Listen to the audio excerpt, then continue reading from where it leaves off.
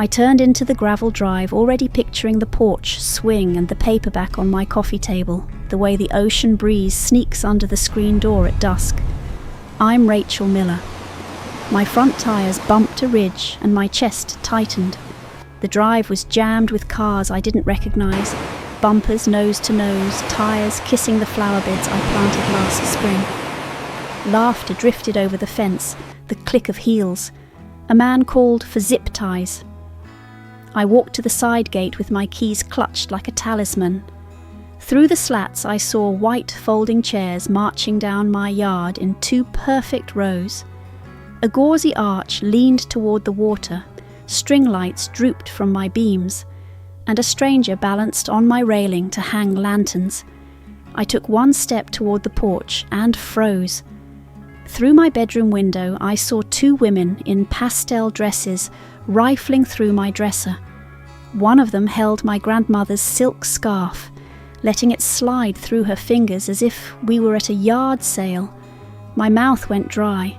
My hand tightened around my keys until the ridges bit skin. Samantha stood in the middle of it all with a clipboard pointing like a traffic cop. Same ponytail, same voice she used to boss me around when we were kids. She spotted me and beamed, "Perfect timing, we need your input on the seating chart." "What is all this?" "Didn't Mum tell you?" She gestured at the arch. "We're finalising the details. Ceremony's next Saturday." On a table by the porch swing sat a stack of embossed envelopes, thick cream stock with gold foil corners. I slid one out and read the line that made my skin crawl. 219 Sea Glass Drive. My address. My house. The porch pitched a little under my feet. "You're having your wedding? Here? In my house?" Samantha smiled, all dimples. "We're family.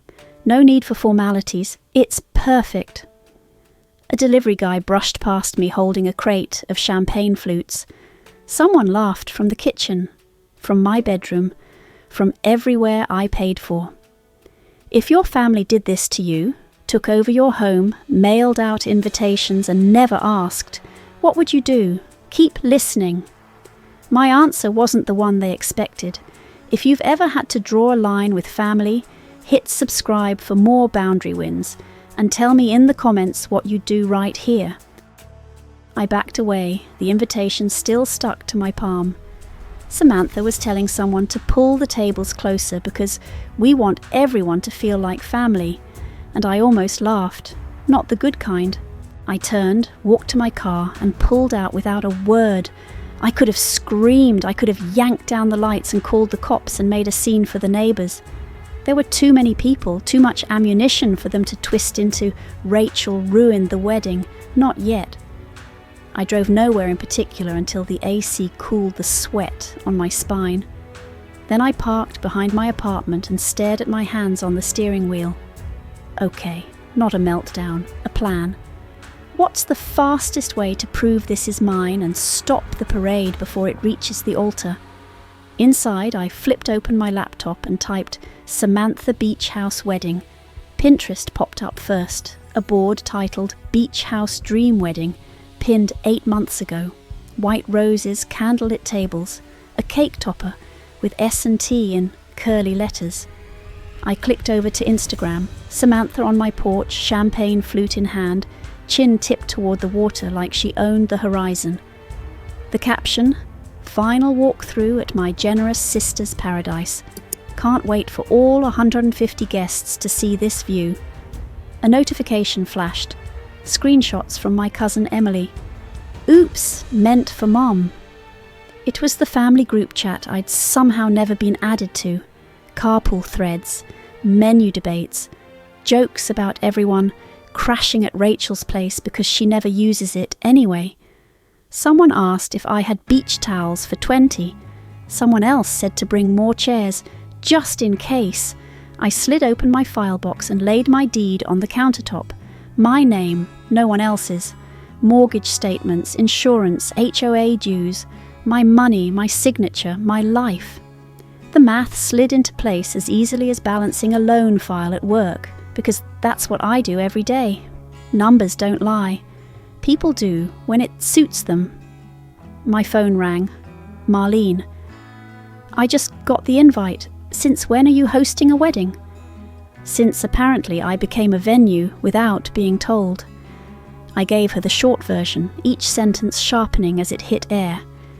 You're not crazy, she said. This is outrageous. What's the plan? James called back 2 minutes after I texted him. Family assumes forgiveness, he said. You need to show consequences. I pulled up a spreadsheet and started building 3 columns. Costs if I cave, legal if I don't, options to block, utilities for 150 guests over 3 days, cleanup, liability. The numbers stacked up like bricks, heavy and undeniable. What's the pressure point? Access. They can't use what they can't enter. Home Depot was still open. I bought 2 new deadbolts, an electronic keypad and a Wi-Fi camera bundle with enough range to cover the deck and bedroom hall. On the way home I called a locksmith, then a small coastal tour company I remembered from a local article. Do you ever rent private properties for weekend retreats? All the time, the woman said. Depends on availability. When are you thinking? The 17th, exclusive use. Friday setup through Monday morning. Clicking on a keyboard. We can do that. I'll email the contract. Exclusive means no outside events on site. We'll need proof of ownership, of course. You'll have it within the hour. I drove back to the cottage the next afternoon when the yard was quiet. No one had bothered to close the gate. I walked straight to the back door, set my tools on the mat, and swapped out locks with hands that didn't shake this time. The deadbolt clicked like a gavel. I replaced the front lock too. Then I mounted the cameras, set the zones, and changed the Wi-Fi password to something only I would remember. Back at my apartment, I wrote an email and read it out loud twice. Effective immediately, no one uses my house without my explicit permission. There are no exceptions. If you need access, contact me directly. I CC'd everyone I could find in the group chat. Hit send. Sat back and waited. The replies started inside 60 seconds. Don't be ridiculous, Rachel. We're family. Where's the spare key? I let them pile up unopened and signed the tour company contract. I scanned my deed and attached it. I wired the deposit. I marked the calendar. I printed 2 copies and set one on my kitchen table. My pen hovered over the signature line for a beat while my pulse slowed. Point of no return. I signed. Next morning my phone pinged non-stop. Mom, Dad, Samantha. At noon, Mom showed up at the bank. We'll talk after 5, I said. I kept it there. At 5, I repeated, and walked away before my composure cracked. The family dinner came 2 days later at Mama Lucia's, our white tablecloth place. Non-negotiable, Mom had texted. When I walked in, Samantha's mascara was already smudged. Aunt Linda was there from Boston like a witness for the prosecution. Dad clasped his hands on the table as if he'd called this meeting to close a deal. You ruined my dream wedding, Samantha said before I sat. I placed my phone on the table, screen up. I asked you, 26 times over the last 3 years, to call before using my house. Show me one message where you did. Aunt Linda inhaled. Your grandfather would be ashamed of this. I met her eyes. Name one time you asked before using my house. Just one. Silence spread over the table like a spill. Even the clink of flatware in the rest of the restaurant faded to a hum. Marlene slid her phone toward Aunt Linda. Calendar entries, 26 requests, dated. Screenshots attached. Mom pressed her lips together. We're family. We don't need to be so formal. Family's supposed to respect each other, I said. What you did wasn't respect. It was straight up taking advantage. Dad cleared his throat. The house is big enough for everyone. Can't you make an exception? For your sister? No, I said, because the house is rented. The contract is signed. There's no wedding at my house. Samantha's mouth flattened. the way it did when we were kids and I took back the toy she insisted was hers. "You can't do this. Watch me." We didn't order dessert. Thursday night, the tour manager texted, "Set up at 3 p.m. We're 10 minutes out before that." I set an alarm for 2:45. When it buzzed, I was already parked across the street. Friday morning, I parked across the street from my cottage and watched the sun hit the windows. A white van with coastal tours on the side pulled in, followed by a pickup stacked with folding chairs. The tour manager, a woman with grey hair in a tight bun, stepped out with a clipboard. Her staff fanned across the yard like a well-trained crew. Guests in sundresses and suits began to arrive in twos and threes, confusion pooling on the sidewalk as the staff directed them away from the porch. Mum drifted from group to group on the lawn, phone to ear, voice tight. Dad argued with a man in a polo who kept pointing to a contract. Samantha stood in the middle of the yard, rigid with fury, bouquet clenched like a weapon. My phone buzzed. Samantha. "You can fix this," she said, breathless. "Tell them to leave." "This is my house," I said, "not your wedding venue. This is what happens when you assume, when you don't ask." She hung up. On the lawn, the fairy tale arch came down, chairs loaded into a truck. Aunts herded guests back to their cars. The string lights snapped dark, one by one, as if someone flipped the breaker on a fantasy. I watched until the last lantern was boxed. Then I left. By evening, a cousin had posted a selfie with the caption, "Apparently the generous sister never agreed." Comments multiplied, confusion, outrage, and then something else. The quiet recognition that a line had been crossed and I'd finally drawn it back where it belonged. The next afternoon, the doorbell rang and I knew it would be them. I'd set 3 glasses of water on coasters and arranged the photos in neat stacks on my coffee table. If I'd learned anything as a loan officer, it's that paperwork wins arguments, feelings never will. Mum swept in first. "You owe your sister an apology," she said. "She was humiliated. We all were." I gestured to the couch. Dad hovered near the door as if ready to bolt if the conversation didn't go his way. "I want to show you something," I said, and laid out the first stack, a wine stain blooming on my grandmother's quilt after a small gathering I hadn't been told about. 3 cigarette burns on the porch rail from my cousin's friends. Muddy paw prints across my bedroom carpet from the neighbour's dog someone thought would love the beach. Dad waved a hand. "That's normal wear and tear." I set receipts beside the photos, each with my signature. The numbers made a tidy column. "It's years of me paying to fix messes I didn't make." Mum's voice lost volume. "We wanted your home to feel like a family place." "It is my home, not a community centre." I pulled up the camera footage on my phone, the clip from 3 months ago where Mum ushered 6 people I didn't know down my bedroom hall. Drawers open, my dresser, my nightstand. Mum's voice narrating family photos on my wall like a docent. She went very still. "I didn't realise the camera saw the bedrooms."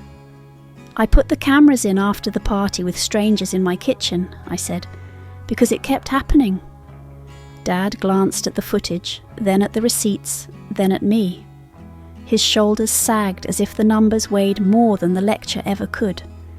"I love you both," I said, and felt how true it still was.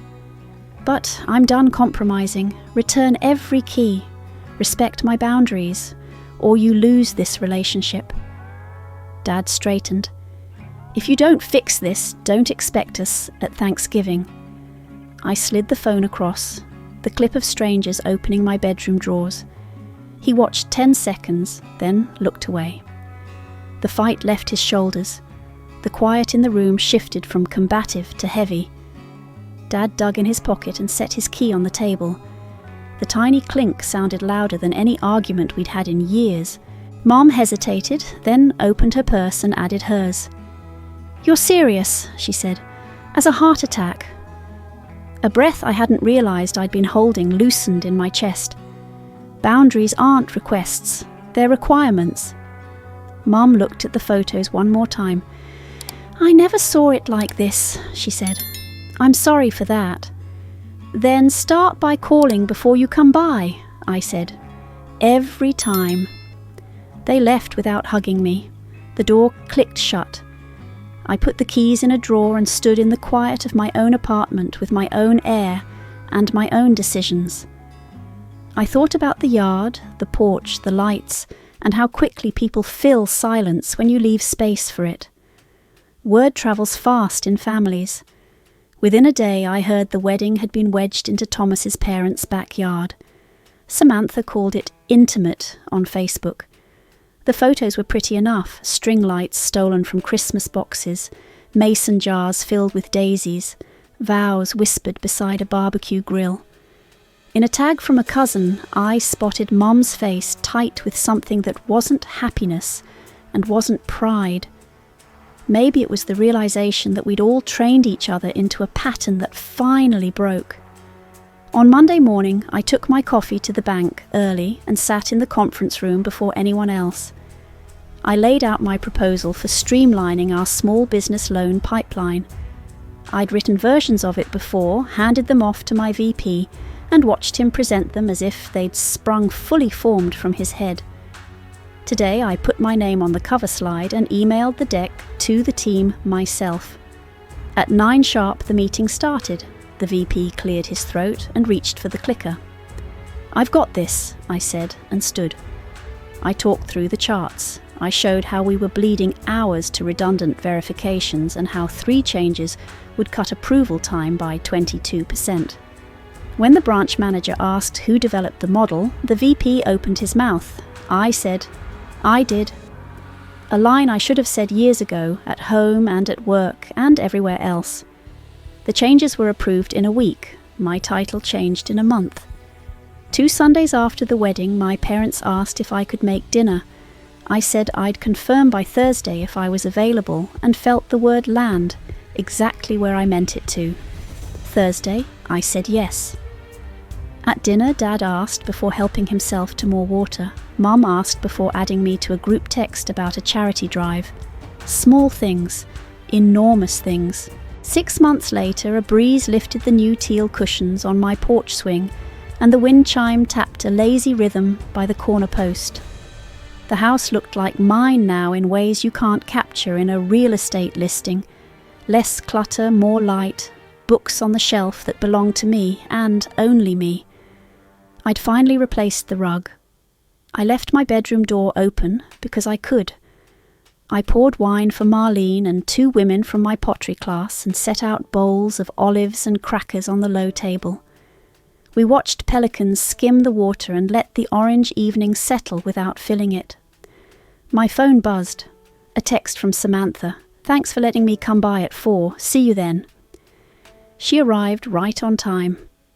She waited on the porch until I opened the door. She looked at the photos I'd rehung, not the drawers she once opened. We had sandwiches at the kitchen island. We talked about neutral things. After a while, she set her napkin down and traced the edge with her finger. I didn't think, she said. I assumed. I'm sorry. She glanced at her phone. Thomas keeps saying we can't build our home on someone else's. He's right. Thank you, I said. I didn't stand on a soapbox. I didn't hand her the receipts. I didn't need to. The rules were simple now. At 4:45 she glanced at the clock. I should go. Thank you for respecting my time, I said. She nodded. I'll text next time, if there is a next time. There can be, I said, with permission. After she left, the porch felt bigger, not because someone had gone, but because I'd stopped letting other people occupy space that wasn't theirs. The chime tinkled. The swing creaked. The horizon didn't belong to anyone, but this slice of world did. The house got easier to keep tidy when I stopped cleaning up messes from people who didn't ask to be here. I swapped the old porch mat for one that said, "Ask first." James laughed when he saw it. "On brand," he said, and lifted a hand for a high five. At work, people started asking me to join meetings because they knew I'd say exactly what was true and back it with numbers. The loan pipeline moved faster. Clients noticed. So did corporate. I said yes to the promotion and no to the idea that I needed to soften my edges to make anyone comfortable. On a Saturday morning, a tour group from Coastal Tours filed past my gate for a guided shorebird walk. The manager waved. "Thanks again for that weekend," she said. "Hope we weren't any trouble." "You were perfect," I said. "You asked." It's funny what happens when people learn the shape of the wall. The ones who care don't try to scale it. They ring the bell. The ones who only wanted what was on the other side drift away to find a door that's unlocked. Either way, peace. Samantha texts sometimes about recipes Mom used to make or photos she's organising for a digital album. She never assumes I'm free. She asks, "Sometimes I am, sometimes I'm not." Both answers sit right in my mouth now. One evening she sent a picture from her own porch, string lights hung carefully, a tiny herb garden in boxes along the rail. "Nice," I wrote. "Looks peaceful," she replied with a smiley. Then, after a minute, "We're trying to keep our place tidy. It's nice to have our own." I set the phone down and exhaled, slow and long. Maybe that's what this had been about all along. When you don't own anything, you borrow without thinking.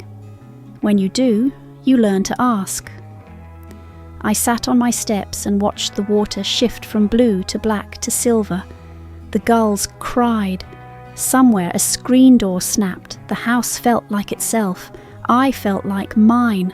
For years I thought family obligations meant silence. Now I know respect begins with boundaries. And sometimes justice means saying no. Have you ever had to draw a line with family? Tell me in the comments. If this story hit home, like and subscribe for more tales where betrayal meets consequences.